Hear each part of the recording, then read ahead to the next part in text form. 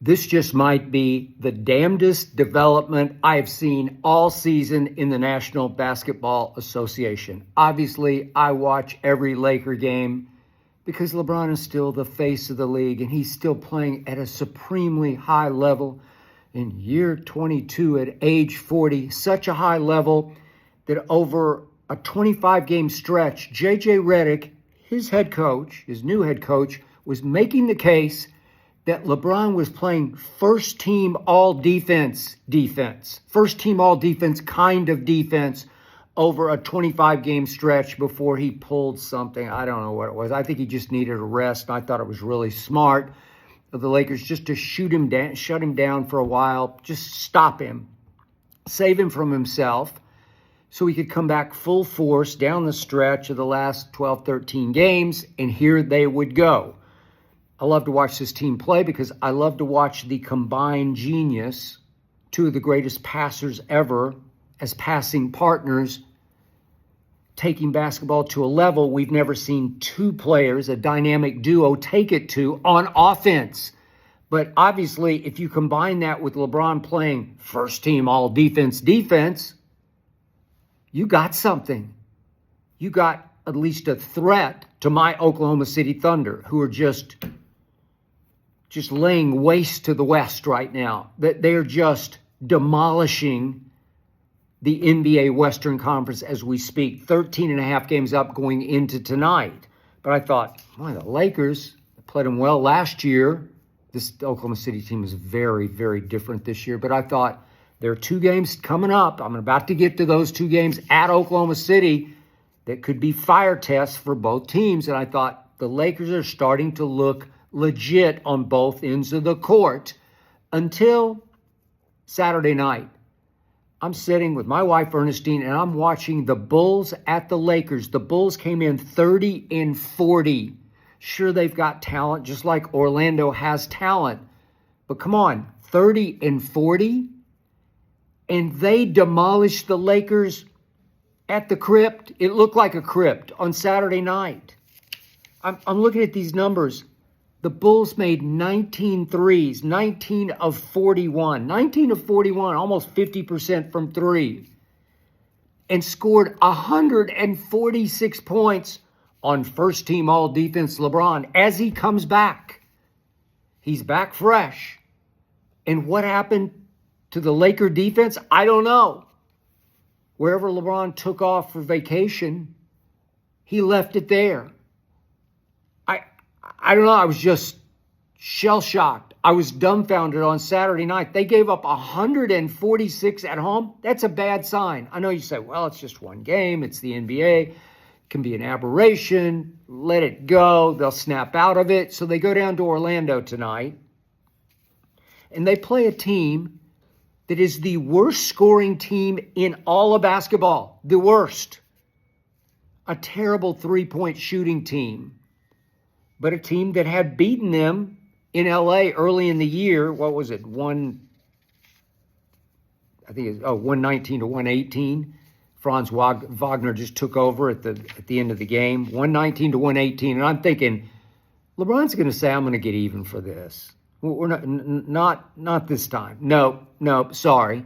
And that's what it looked like when the Lakers, LeBron played very well on offense. Luka played very well on offense. Very well.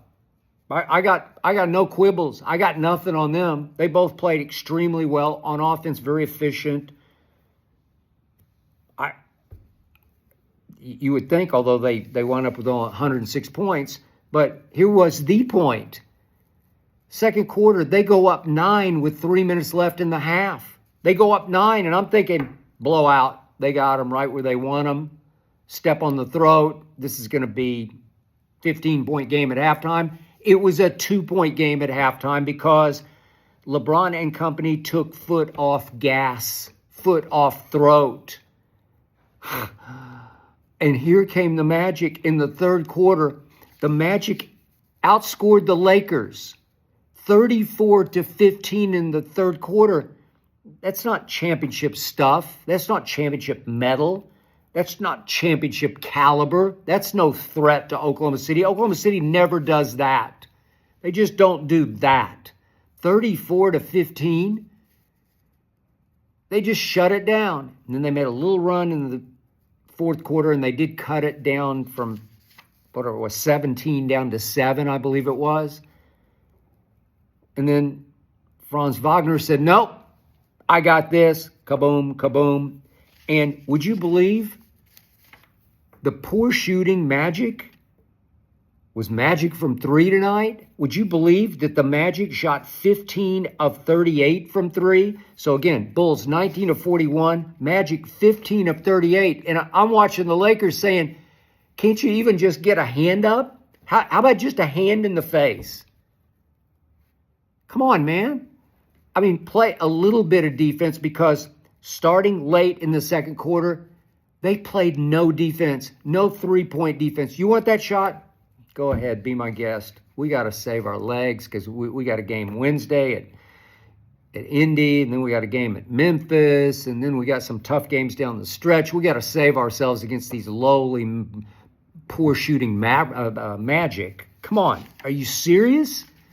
They played no defense. It's not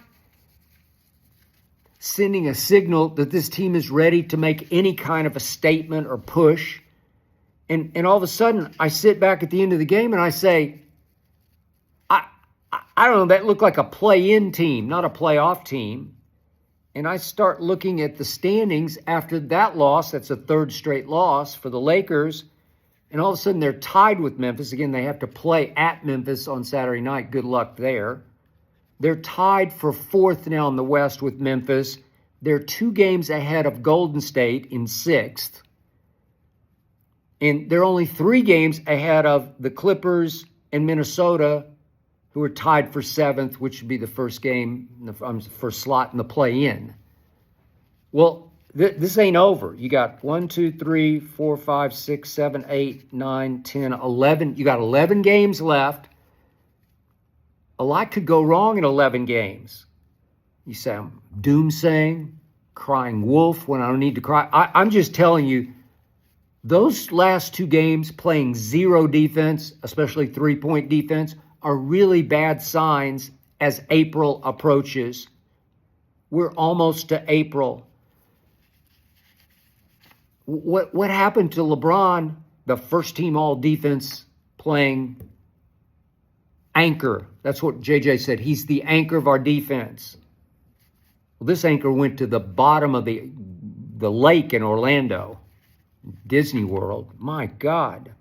So I'm looking, they got to go to Indiana on Wednesday night. I don't love their chances in that game. Then they got a back-to-back on Thursday night at Chicago that just scored 146 at LA. I don't love your chances in that game, even though you're capable of beating those teams, and you'll probably be favored to beat both of them. You're a 4.5-point favorite tonight at Orlando. And then I mentioned Memphis on Saturday night at Memphis. You're going to lose. I'm sorry, you're just going to lose that game. They're playing at too high of a level. You just played teams that were 30 and 40, and the Magic came in tonight 33 and 38, having lost 8 of the last 12. That's who did that to you tonight. Scored 118. Worst scoring team scored 118 on you. Really? LeBron, you got to anchor, man. Anchorman, love that. It's one of my favorite movies. You got to anchor, man. You got to inspire. You got to lead on defense. That's what you do best. You got Luka on offense. You got plenty of offense. You got Austin Reeves on offense. The ball moved. Everything was pretty good on offense. I got no quibbles. I got nothing. But what if you lose at Indiana and then go back-to-back losing at Chicago, because they got your number now? They just might run you off their floor at the house that 23 built, the real 23. And then at Memphis, you could lose. That could be 6 in a row. Then you come home for Houston. It's no bargain. And Golden State. No picnic now that Jimmy Butler has changed life in the Bay Area. I don't know. You got one gimme left out of the 11. You got New Orleans at home. That's the one. Bank it.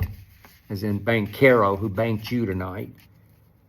And then come the 2 games that it'll be very interesting to see how the two teams play these games, how they size up these games, how many players actually play in these games. Does a statement need to be made by the Oklahoma City Thunder, who are now 59-12?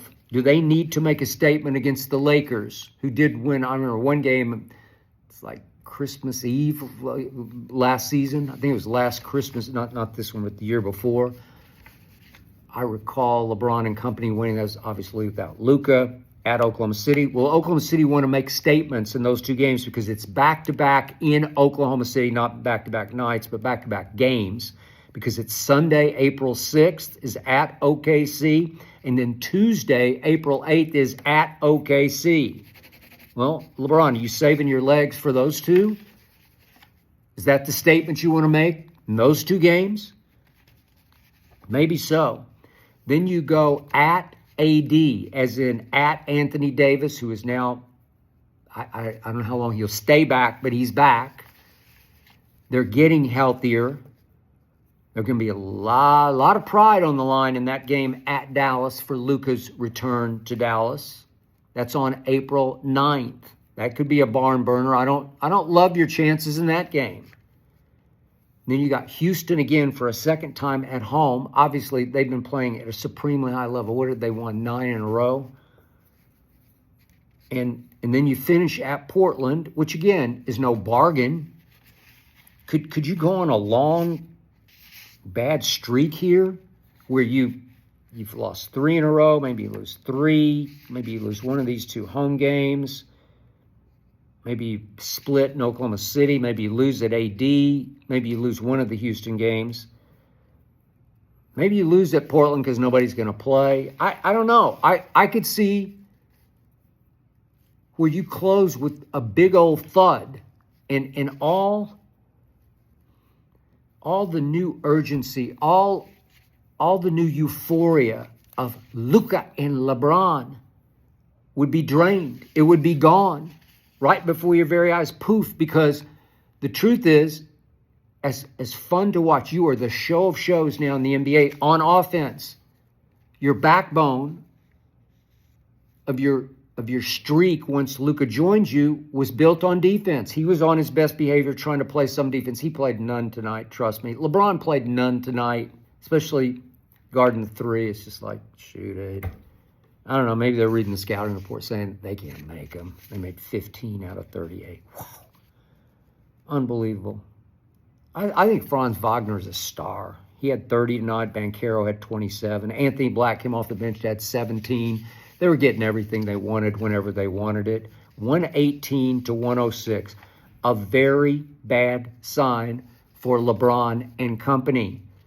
So I'm calling you out. Men or mice? Who are you? What are you? You just want to play pretty offense? You want to just be Globetrotters? The Globetrotters don't play any defense because they're going to win. You're not going to win against these teams. You're going to have to play a semblance of defense. Where did that come from, LeBron, that 25-game stretch that I just watched J.J. Redick talk about? J.J. finished by saying, we can get it back. Well, you can, but will you? Maybe now that you've been called out by me and probably most of the media, will you be re-inspired, reinvigorated, re-energized to lock in and lock down on the defensive end because you have to? It's all you guys got. You're going to score. You're going to score whenever you need to. I'm still not sure who takes the last shot. We've gone back and forth about that. I think Luka should take the last shot or Austin Reeves should take the last shot. But it all is going to come down to, can you stop them, LeBron? I'm calling you out for the last 2 games. You came back fresh and revitalized after your little vacation. And you gave us that? 146 by the Bulls and 118 by Orlando? The worst scoring team in basketball? You should be ashamed, LeBron.